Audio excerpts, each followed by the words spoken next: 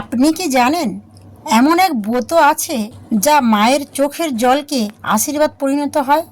যে ব্রত পালন করলে সন্তানের অমঙ্গল দূর হয়, জীবনে নেমে আসে আশ্চর্য শান্তি। আজ আমরা শুনব সেই অলৌকিক নীলষষ্ঠীর ব্রত কথা, যা যুগ যুগ ধরে মায়ের বিশ্বাসের প্রতীক। এই গল্পটা শুধু একটি ব্রতর গল্প নয়, এটা এমন একটি সত্য যা জানলে তুমি আজকে চমকে উঠবে। নীলষষ্ঠী হলো মা ষষ্ঠীর এক বিশেষ রূপ, যিনি সন্তানের রক্ষা করেন। এই ব্রত সাধারণত চৈত্র মাসে পালন করা হয়। মায়েরা সন্তানের মঙ্গল কামনার এই ব্রত পালন করে। একটি ছোট্ট গল্প বলি। এক গ্রামে এক দরিদ্র ব্রাহ্মণ ও তার স্ত্রী বাস করতেন।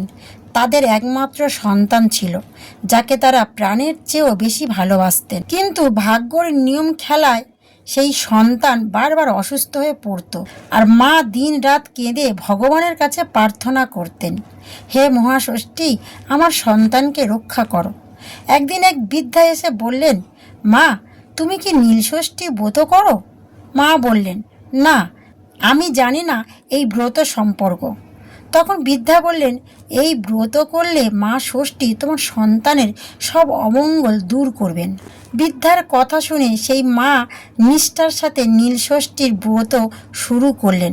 তিনি উপবাস রাখলেন, পরিষ্কার মন দিয়ে মা ষষ্ঠীর পুজো করলেন এবং সন্তানের মঙ্গল কামনা করলেন। কিছুদিন পরেই আশ্চর্য পরিবর্তন দেখা গেল। যে সন্তান বারবার অসুস্থ হতো, সে ধীরে ধীরে সুস্থ হয়ে উঠল। মায়ের চোখে আনন্দের জল। তিনি বুঝলেন মা ষষ্ঠী তার প্রার্থনা শুনেছেন। এই গল্প আমাদের শেখায়, বিশ্বাস ও ভক্তি থাকলে ভগবান সব কষ্ট দূর করেন। মায়ের ভালোবাসা আর প্রার্থনার শক্তি অসীম। যে মা সন্তানের জন্য এক ফোঁটা চোখের জল ফেলেন, সেই চোখের জলই একদিন আশীর্বাদ হয়ে ফিরে আসে। চৈত্র মাসের কৃষ্ণপক্ষের ষষ্ঠীর তিথিতে পালিত হয় পবিত্র নীলষষ্ঠীর ব্রত। এই ব্রতর মূলত সন্তানের মঙ্গল, সুস্থ ও দীর্ঘায়ুর জন্য মায়েরা পালন করেন। দেবী ষষ্ঠী, যিনি সন্তানদের রক্ষা করেন, তার কৃপা লাভের জন্য এই ব্রত অত্যন্ত গুরুত্বপূর্ণ।